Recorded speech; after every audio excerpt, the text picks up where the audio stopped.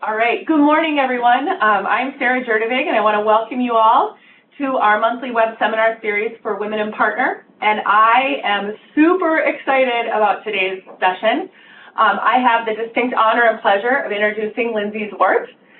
Lindsay has been with Microsoft for just about 10 years, and she came from IBM and started in New Zealand, and she spent her stint in New Zealand. She was the country lead for Dynamics, and has since moved to the U.S. about 3 years ago, and I've had the opportunity to work with her since she came across the pond. And so I have to just tell you that she is an amazing woman. She does a great job promoting women within the community, women within the company. She's a great coach. She's a great mentor. And I think we are really lucky to have her at the helm of not only this initiative that she started last year, but at the helm of really great things for the future of Microsoft. And so it is my distinct honor and pleasure to introduce Lindsay Zwart today. And I am really excited. So she'll be talking about your career, your journey, your brand. So. Awesome. Thank you. All right. Well, thank you and welcome. I'm really excited to talk to you today a little bit about brand, your career plan, where you plan on going, and then also, gender pay equality, which is one of my true passions. But before I start, I just wanted to tell you a little bit about Women in Partner. I don't think I've had the opportunity to talk to all of you about it yet. So as Sarah said, about almost a year and a half ago now, I was thinking about all of the initiatives that Microsoft has in promoting women. And so many of them are around the technical and engineering space. And what I was noticing was we don't have anything that brings our community of women in leadership positions together to support each other, to encourage each other, to be a group that can promote and help each other along the way. And so hence I formed Microsoft Women in Partner. And it wasn't just for the Microsoft women community who want to move into leadership roles, but also for our partner community. We have this phenomenal partner community out there, and I wanted to encourage the women within our partner community to cross-group and collaborate with our Microsoft team members. And so hence the start of Women in Partner, which we're super proud of. I have this amazing team who helps me along the way to find speakers and get initiatives off the ground. And we have a private LinkedIn group, and we've kept it private so that we ensure we have the right members. But so far, we have almost 481 members, so I'm very proud of that. You can see on the screen all of the fantastic activities that we've done so far, and we've got some other great speakers coming up. So we also have a YouTube channel, which is very cool, and we have recorded some of our other webinars, and they're posted on our YouTube channel. So if you've missed out, go and have a look at the Microsoft Women in Partner YouTube channel, which is connected to the Microsoft Partner Network channel, so you don't miss out on anything. So with that, I wanted to start talking to you about brand and career planning. And so I got this quote, which I absolutely love, and it's the things you're passionate about are not random. They're your calling. And I often have people say, gosh, Lindsay, like every week you're out there speaking at women's events and you're encouraging women to build their career plan and get the right sponsors and mentors. And why do you do it? And I think it truly is something that if you're passionate about something, if you want to make an impact in society, which I do want to, then it ends up being your calling, and you just naturally gravitate towards doing those types of activities. And so the next slide really talks about me. So I thought I'd give you a little bit of a view of who I am. That's me and my clan. I have 2 daughters and a great husband and a really nice Photoshopped photo, which I'm really proud of. But basically what I do at Microsoft, I am the General Manager for our National Sales Organization. And what that means is I basically look after our licensing team who transact all of our agreements within S&P in the US market.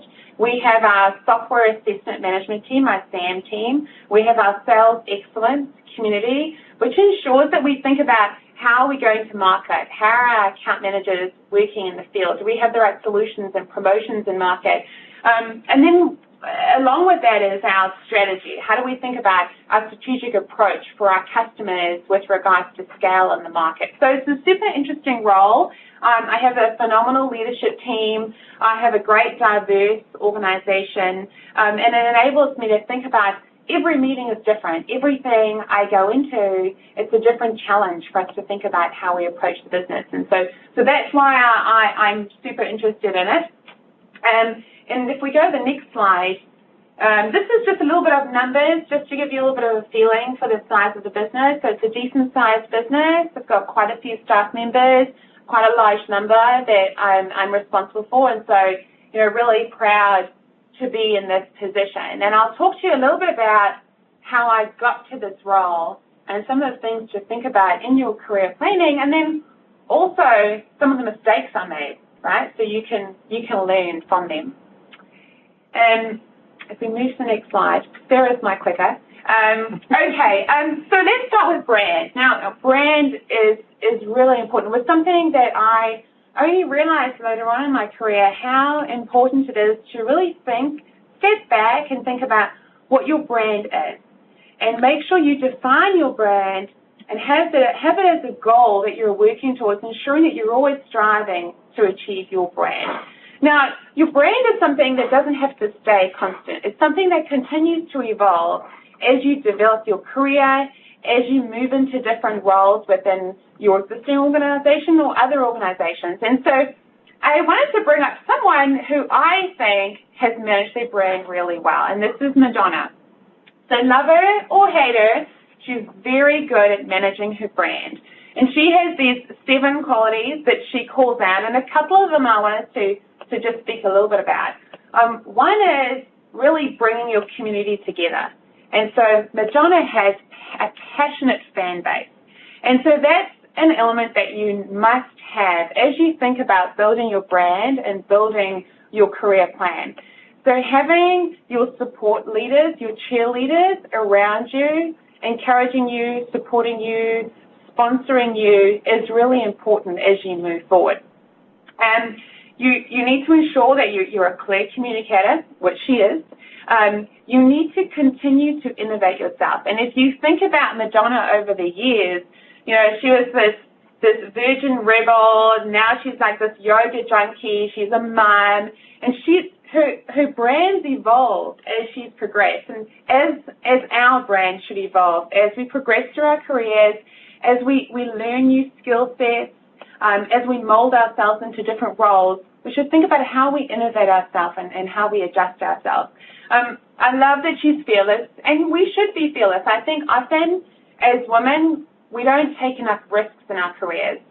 I read this study, and it said that men apply for roles when they can see a 90% skill set match against the job description. And women apply for roles when they see, take it back. Women apply when there's a 90%. Men apply when there's between a 40 and 60%. So as women, we go through the list and say, do I have everything that lets me get this role? Okay, I will apply. But men will look at it and say, yeah, I'm kind of there. And then they'll take the leap, right? They'll be fearless. They'll take the leap and determine, figure out, I can learn these skills. I'm just going to take a deep breath and I'm going to jump. And so we do need to think about being fearless. Having fun and celebrating success is something else that's critically important. And then, I think, well, what happens when your brand goes bad? And here's an example of when your brand really doesn't land where you want it to land. And I'm sure a lot of you remember seeing the Mariah Carey New Year's Eve performance. And I would encourage you to look at this as an example of when things go wrong, how do I manage through it, right? In our day-to-day lives and in our careers, not everything's going to work the way we want it to work. And but it's how you position yourself, how you carry yourself, and how you work with your team members through the issues. I absolutely love this quote, which was, I think it was back in the New York Times, but it said, the most shocking thing about the Mariah Carey's New Year's Eve lip-syncing train wreck is that anyone found it shocking at all. And so, she's developed this brand of being a bit of a prima donna, of not delivering. And so the question is, why are we surprised? And so my core message around this is, yes, things can go wrong, but let's manage through it in the most appropriate manner. Let's work with our teams. Let's take steps when things have gone wrong, and then work our way out it. With manners, with caring, with genuine self-reflection is what I would say. And so if you start thinking about what your brand should look like as you start building your brand, next slide, please. This is a model that I use, and I encourage you to have a look at it. And I've included some of my brand qualities, and this is the world according to Lindsay. And so, really you start thinking about what is the core of my brand. And to me, it's made up of hearts and minds, it's walking the talk, and it's proof is in the pudding. And what this means is, what do I hold really true to myself, and what do I value within my brand? And for me, it's things like being open and honest. It's family, it's loyalty, it's having a passion for something and really delivering on that passion and being the example, which leads you to walk the talk. So make sure that you're setting the example of what you want to be, whether it's in your personal life or in your work life. And then action. Taking actions on those initiatives is really important as well. So demonstrating it, leading by example, and delivering on those leading by example. So have a look at that and think about what you think you want your brand to be. I encourage you to document it, and then continue to reflect on your brand, and are you continuing to hold true to your brand, and then how do you develop and think about it as your career progresses. And so, we move to the next slide, please. All right, and so then as you think about your brand, you think about, what am I going to do to progress my career? And so this is a little plug for New Zealand. As Sarah said, I'm from New Zealand, and most people think about New Zealand as Lord of the Rings and Hobbit. So how do you think about becoming a Hobbit? How do you think about what your next role needs to be? And, so often I've seen people be in roles for 5 years and wake up and go, gosh, I really want to get a different job, and I'm struggling to find that next role. And it's because we haven't been planful, and we haven't been intentional around how you think about planning for your career. You should be building your career plan, have your sponsors, your networks, and be on the slate for the next role 18 months before you think you're going to move. So 18 months before you're thinking about getting another role, you should be networking and building towards that next role. And so what does that look like? So in your current position, without a doubt, you have to deliver within your existing role. You need to be clear on your skill set, right, and what you have to offer, and then what the skill sets you need to grow for your next role. And you need to ensure you have a walking deck. You have the ability to talk to anyone at any point in time around what your career history is, what your philosophy is, what your brand is, and what your goals are moving forward. So having a walking deck is really important. You need to understand, your existing manager needs to have good understanding of what your next role needs to be. And you should be forming a partnership with your manager in role. You need to think about how your manager can help you with your career plan, how they can help you land your next position.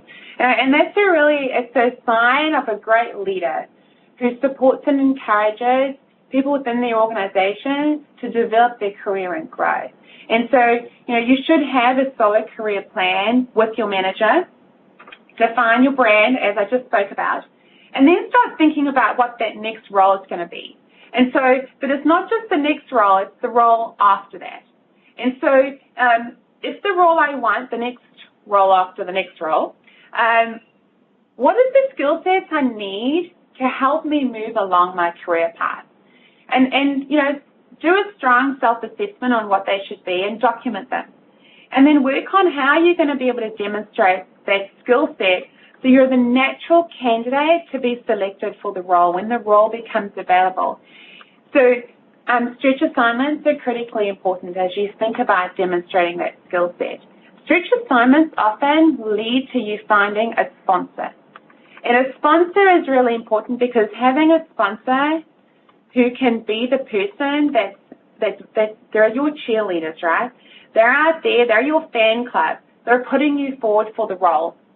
And so having the stretch assignments, having the sponsors and mentors is critically important. Ensuring that you're on the right slate and that you've identified the roles you want to move to. You need to be really clear around the type of role you want so you can hone your plan towards that role. And so if we take them to the next slide, I'm going to talk a little bit now about gender pay equality, which is, as you'll tell, something I'm really passionate about. And the other thing I haven't told you is I'm a real film fundie, and so you're going to see a little bit about some movies that I absolutely love, and I encourage you to watch. But this is a quote that Satcher gave at the Grace Hopper Foundation. And, I think it was meant with the right intention, but the reality is, as women, we're not going to just naturally move into the right role unless we put some effort behind it, unless we plan, unless we find the right networks, unless we position ourselves in the right way, unless we ask for equal pay, unless we ask for the right leveling. It does not just happen. And I'm going to talk a little bit about, making sure that we're positioning ourselves in the right way. And some of the mistakes I made, right, to make sure that we're positioning ourselves in the right manner that we need to. And so if we flip to the next one. All right, so this video, we're just going to toggle between screens. Now, I'm sure a lot of you are watching the Super Bowl, and you saw this advert, and I just want to play it again and just speak a little bit about some of the commentary that was made associated with that. What do I tell my daughter? Do I tell her that her grandpa's worth more than her grandma? That her dad is worth more than her mom? Do I tell her that despite her education, her drive, her skills, her intelligence, she will automatically be valued as less than every man she ever meets?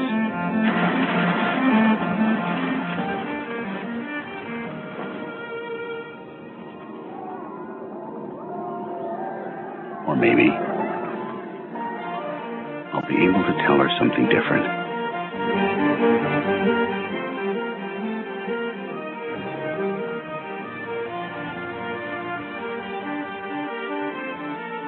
All right, so that advert, there was a lot of discussion around the advert when it came out, and there was interesting comments, and I encourage you to go and watch it again on YouTube and have a look at the comments. Okay, just as you thought feminism and the wage gap were dead, Saudi brings out this lovely Super Bowl commercial that is so cringy and has gotten a very negative response, so I just wanted to respond to it. Roll the tape.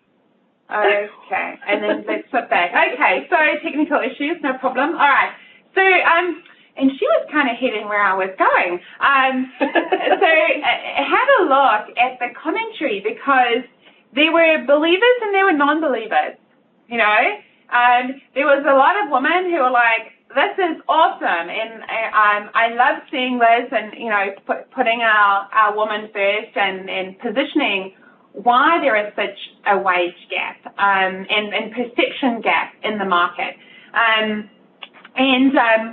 But then, there was a whole bit of commentary about, yeah, whatever, you know, that would never happen in real life, and there isn't a problem. And I think what was really interesting about this, and we had a meeting, a diversity discussion at Microsoft, and there was a gentleman who made this comment which really stuck with me. He said, "I never got it." And I said, what do you mean you didn't get it? And he said, "I never got that there was a perception issue. I never got that there was a challenge until my daughter got to the age where she started applying for roles." And he said, "I got it." He said, "I began to figure out why there was prejudice, why she was being judged harder than anyone else, why she had to perform at 150% compared to anyone else to get the role." And he said, I get it, but it's such a pity that it takes so much to get people to understand. And I'm going to take you through a couple stats, which I find really interesting. So this is Natalie Portman, and she starred in No Strings Attached with Ashton Kutcher. And her comment here was really interesting, was that according to Portman, yeah, she's super, Ashton earned 3 times more than she did in that movie. And in the commercial sector, a woman earned 80 cents to the dollar, to me. But in Hollywood, they earn 30 cents to the dollar. And so we have to say to ourselves, why is there such a gap? And why are we putting up with it? And what are we doing about it? And, you know, some of the comments back was, well, you know, I want to be liked, and I want to be seen as being difficult, and, gee, I was just so happy to get the part, or I was just so happy to get the job. And also, well, there's just not many roles for women. And so I encourage you to think about those statements and reflect, have you thought about it like that? And do we think they're accurate? And I'm not quite sure they are. And so if we move to the next slide, this came up really recently, and I'm not sure if any of you picked this up in the press. I think it was last week. You know, Google has been assessed, and the federal government has done an assessment on their pay equality within their organization and found that there are some major gaps. And as a result, are freezing any work that the federal government is currently doing with Google until the full investigation is completed. And what this means is it's not just a problem for us as women to make sure that we're paid the same, we're leveled the same, we get the right recognition, but it's starting to be a problem for broader organizations. And that the concept of, you know, this not being right, not being accurate, you know, in some cases, women being taken advantage of, it needs to stop. And it's not going to stop until, as women, we start talking about it. As women, we start supporting each other, right? And the more we're quiet and the more we don't stand up and encourage, you know, women to have the right, same equal pay, to have the same opportunities, we're not going to have the opportunity like this where the federal government says, actually, this isn't right. But this has taken a long time to get to that. And I'm going to show you some examples of, we've been fighting this war for a long time, right? So this is progress. It's not where we want to be, but it's progress. Now, I told you I'm a bit of a movie buff, and there is this movie called Made in Dagenham. It is a phenomenal movie. It's a British movie, and it talks about the women at Ford in the 60s who were the machinists. And they were sewing the seat covers and the internal fabric within the cars. And they were paid a lot less than men. They were paid in a category, they were classified as category B, which is unskilled. But they were still paid 15% less than the category B. And they were paid less than the guys who were sweeping the floors within the factory. And it took a couple really strong women to say, actually, this isn't right. and they striked. And the most interesting part about their strike was every time the men, there's a lot of discussion about union, but every time the men went on strike, the woman would strike with them. I might want to mute someone. And when the woman went on strike, the men didn't support them. And it's a phenomenal movie about the thinking and the approach. It comes back to how we have to have a voice, how we have to support each other. And in fact, and it's a true story, so the women won their right to get greater pay. So, and so much so that it influenced car factories around the world. I'm going to play you the trailer because I think it is so impactful. I will tell you there's a couple swear words, so I'm apologising in advance for that. But watch the trailer and just think about what I've been saying. Is it my son? Forgot his protractor. I don't want you doing it. Thank you for your concern, Mrs. O'Grady.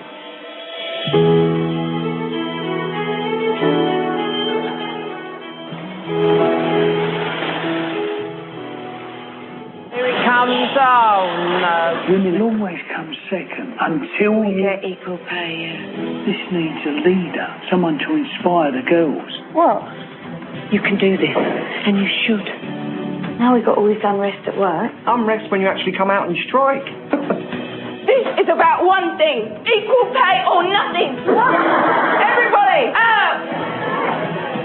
What's got nothing to do with me?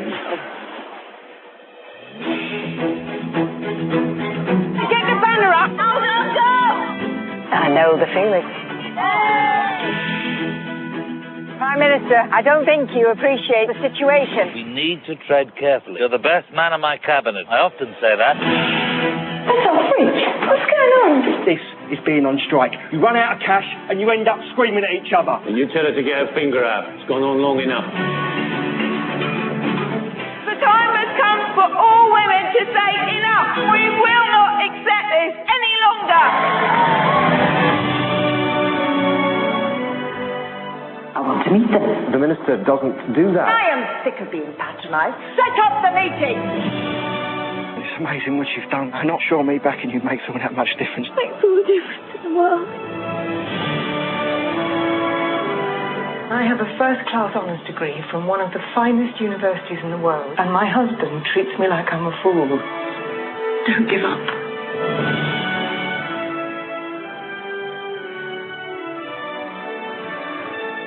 Equal pay for women is right. That's my girl. What if Mrs. Castle says no deal? How will you cope then? Cope. We're women. Now, don't ask such stupid questions. All right, so, watch the movie. I know there was like the trailer, so, but there is some great messaging and learning within the movie that I encourage you to watch. Next slide.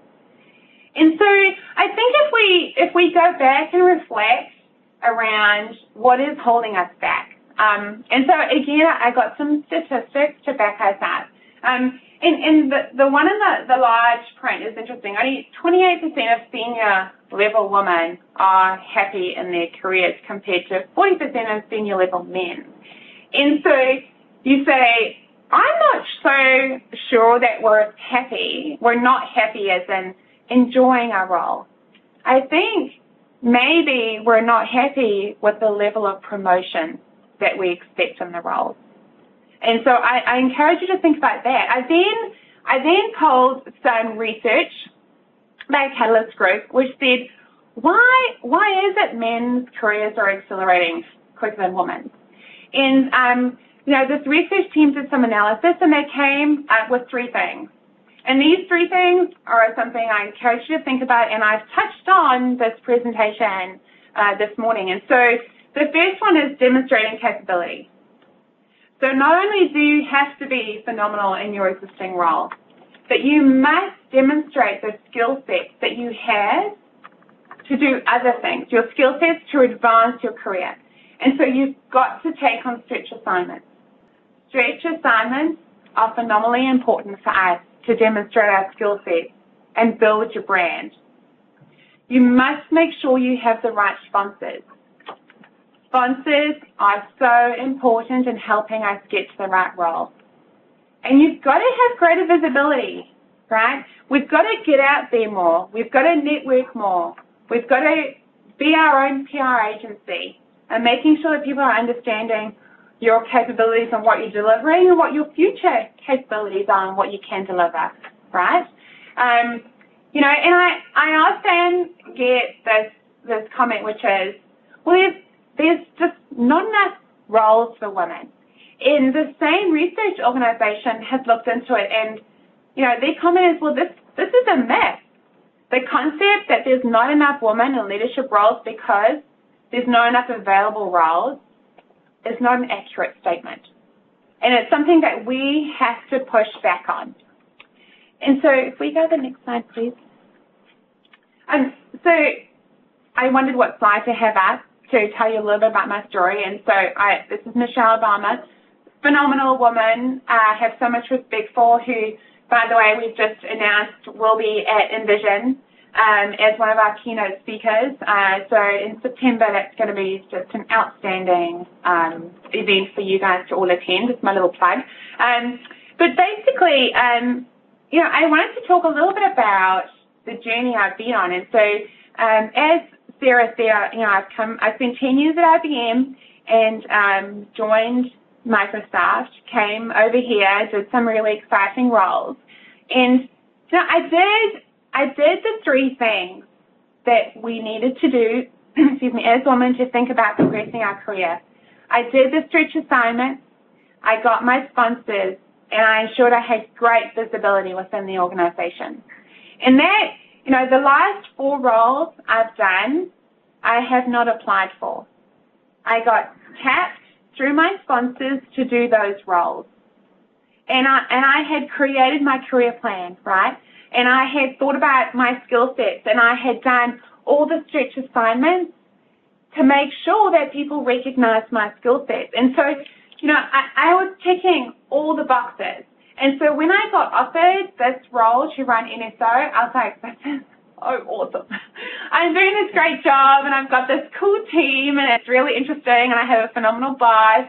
And I was just so grateful to get the role. But there was one thing I didn't do. By the way, and my husband, by the way, he's just like, I don't know what's wrong with you. I don't know why you didn't do it, which is the men's version. But what I didn't do was I didn't stop and look around and go, what are my peers being paid? And what level are my peers? Before I accepted the role. I was just so grateful to get the job. You know, and sometimes we don't give ourselves enough credit. Like, my husband said to me, he goes, well, why? You're just as good as anyone else. Why wouldn't you ask for more? And I don't know what it is within our DNA as women that we are just grateful. We're grateful for the opportunities we get, and we move on. And so I didn't sit back and go, who is doing a role similar to mine, and am I being offered the right level and the same pay? And I wasn't. But I didn't do that until after I accepted the role. I accepted the role and was really grateful for the role. And as I got into it, I started to look around and go, hang on a second, I'm several levels below someone who's doing my equivalent role, a male who's doing my equivalent role. And actually, this isn't right. And I took my case to my manager, and I said, you know, my approach was, what are the skill sets I need to build? What is the plan I need to put in place to get myself to this level and get myself the right pay that I feel like I'm entitled to? And his response was, I think you don't have to do anything. I think you're there. And so, okay, that's great. So let's build a plan. Let's build a plan to get me to the right level. And You know, and part of this is having the right sponsors, right? So I had the right sponsors who then got my level increased, who then got my pay increase. 2 level increases in 6 months. It's almost unheard of within Microsoft. But we have to not just get the role like Natalie Portman, who was so happy to be in the movie, you know, but also make sure that we're paid the same. There was a woman who was speaking a few months ago at the New York Women's Conference, and she was saying she was a stockbroker and in Wall Street. She was making a lot of money, but she was making less money than her male peers, and she knew it all along. And she didn't argue, she didn't ask for more money, and it was only after she retired, and she retired super comfortably, right? But after she retired, she said, I regret not going back and asking for my fair share, because I could do so much more from a contribution perspective in society. There's charities I'm building, you know, the way I'm thinking about having impact in other people's lives. I could give so much more, but I was okay, because I thought I had enough. But I could do more, like I could have a greater impact. And so, you know, that is the other thing to think about. It's not just about having a great car or a big house, right? It's about what's there, but then it's also about the impact you can have in society as well. And so, we move to the next slide. And so it leads me a little bit to mentors and sponsors. And so I've spoken a few times with my team about this. We have to ensure that as women, we understand the difference between mentors and sponsors, right? Having a mentor is someone who's going to help you become very proficient in your existing role. And you should have a mentor within your organization and outside of your organization. So you can go to them with questions about your role, or your interaction, or political situation, or whatever it might be. And you can get support, and they can guide you. A sponsor is a very different role. A sponsor is someone who is your cheerleader, who's supporting you to navigate the organization. You should have sponsors aligned in the organization where you want to move to the next role. And what's really interesting about a sponsor is sometimes you may not even know you have this person as a sponsor. They might be your cheerleader and you don't even know it. But then you should make sure you identify your sponsors and work with them. And it's not like you have to talk to them every month, right? Or, you know, you talk to them once a quarter, but they know where you want to go. And in some ways, a sponsor is taking a greater risk than a mentor, because a sponsor puts their brand and their reputation on the line by putting you forward for the role. And so they're very selective in who they choose to sponsor into organizations. And so I'll leave you with, sit down and say, can I write down who my mentors and sponsors are? Do I know who they are? Am I leveraging them in the right way that I should be? And do I have the ones that are helping me to move to the next level? And if you're not, then build your plan to get the right mentors and sponsors. And this is something that is so important to help us land our next role.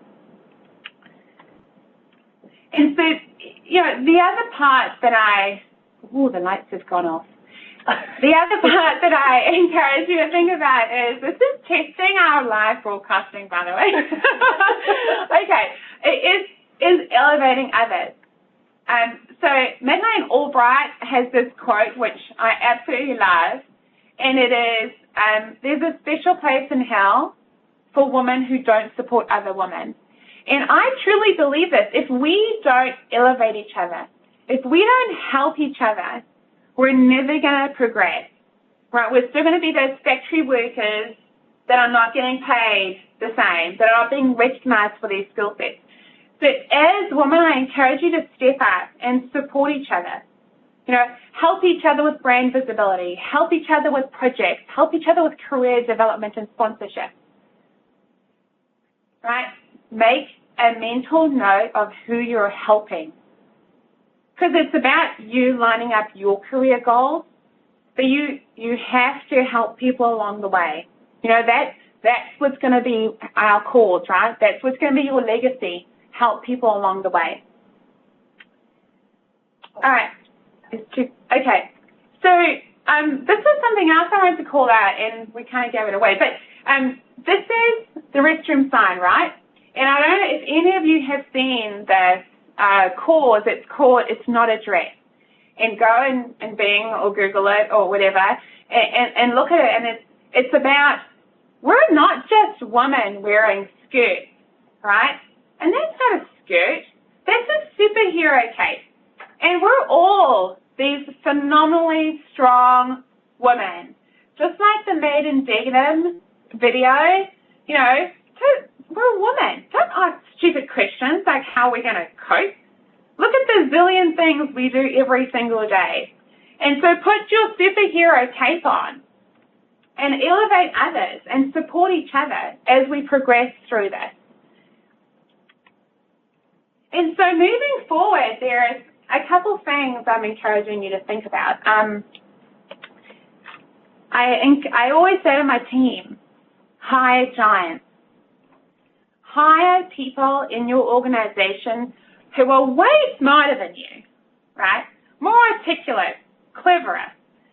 Because hiring giants is going to how we effectively build a phenomenal organization. Being a true leader is someone who can disappear on holiday and the business runs. Because you have this great, amazing organization that you've established, right? And they are your legacy. So hire giants. Don't just hire people that are okay. Hire giants within your organization. Find your mentor. Get some assistance and guidance along the way. And be open to new experiences. Be open to doing different roles. I never thought of doing this role I'm in today. I got asked to do the role. I didn't apply for the role. And then when the person asked me to do it, I kind of rushed it off. But we should be open to new experiences and learning new things. I'm incredibly grateful for all the skill sets I've learned now doing this new role. Make sure you have time to get space in your head. You know, go running, do yoga, whatever it is, but ensure you get that balance. You can't make everyone happy all of the time. And that's something I've learned. I'm such a pleaser. Like, I'm trying to make everyone happy, but you're never going to always get that balance. Continue to push for improvement. Continue to identify the gaps and the risks we have in the business and the organization and your career plan and your academic history or whatever it might be, and continue to push forward.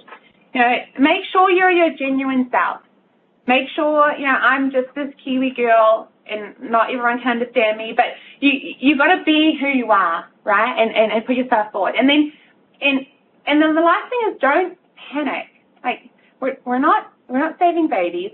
You know, we're just making money for organizations, and it's all going to be good, right? And as a collaborative team, it's going to be good, and we're going to move ourselves forward. And so I wanted to just talk about another movie, which I love, which is this Hidden Figures. And my daughter actually encouraged me to watch it. And I tried to get this quote. I couldn't get it, like the video clip. But there is a part in this movie where Mr. Harris says to Paul, I'm not going to quote it perfectly, but he's like, do you know your job? Your job is to find the geniuses among geniuses. And among everything else that this movie represented, which is a phenomenal movie, I left with this quote going, that is absolutely our job. Our job is to find the geniuses among geniuses. To make sure we hire in those giants, to make sure we're building an organization with phenomenally smart, capable people. And so think about that, because they pull all of us up. They pull up the whole organization. And make sure they're diverse. Make sure it's diverse not just race and gender, but diverse of thought and experience, which is something we really have to hang on to as well. And then I would say, have lasting impact. I often get asked this, who are you proud of, or how do you think about lasting impact? And anyway, I think, Kate Shepherd, she is from New Zealand. She started to promote a campaign in New Zealand for women to earn the right to vote. Right? And she was a phenomenal lady. And many of you may not know this, but New Zealand was the first country in the world to give women the right to vote. This little country in the middle of nowhere. And it started this wave of women going, well, hang on, why don't we have the right to vote? Why don't we have the ability to voice our opinions? And I often think about her as I think about lasting legacy. And so I encourage you to go, what is going to be my lasting legacy? What am I going to do that when people think back, have I made a difference? Have I really made an impact in the world for women, for kids, for equality, for whatever it might be? And so think about what your lasting impact is going to be. And then I'm just going to close with my Lindsay's rules to live by. And so I do this with each of my presentations, and it's really just to say, make sure you're dreaming big. Make sure you don't accept the status quo. Make sure you're pushing all the boundaries in work and life and whatever it might be. Claim your greatness. Now, this isn't, an arrogant statement, but I think it is. Let's be proud of who we are. Let's be proud of what we've done, because everyone has contributed in a certain way, right? And let's stand together, right? So claim your greatness. Be strong. Be fearless. Take the risks. Put on your big girl boots and jump in. Don't be too scared. Don't say, why me? Why this opportunity? I'm not sure I should take this on. I think you should always take it on. So be fearless and step into the unknown, because in a lot of cases, that's when we learn the best. That's when we gain the most out of experiences, and we start something that we're really, really scared about doing, right? And so be fearless and jump forward. All right. And so thank you very much. We're open for questions. We wanted to showcase some of the next events. Mrs. Sarah's going to join me. I do. There's lots of dialogue happening today on the chatter window, so we've been looking through those. So I just have a few questions for you that people have asked. So one of the questions is, this person said, not that I've had this situation, but what do you do when you have trouble working with your manager and you don't see eye to eye? Yeah, so it's a challenge. I've had a couple people talk to me about that. I mean, I think you have to find the reason. People are pretty balanced in their approach, and I think when you start digging into what is the reason for the conflict and how do we work around it, it's that you're never going to get everything, you're never going to agree with everyone all the time, right? And so accept that there's some stuff you're going to disagree on. But the majority of the time, there should be 80% that you're going to be working pretty well with that person on, right? And so I encourage you to agree what you're not going to agree on, but then focus on what you do agree on, right? And really hone in on that activity. That's the balance. I've had managers where I disagree with some parts, but we agree to disagree. And then we agree on what we can do together to have impact. Great.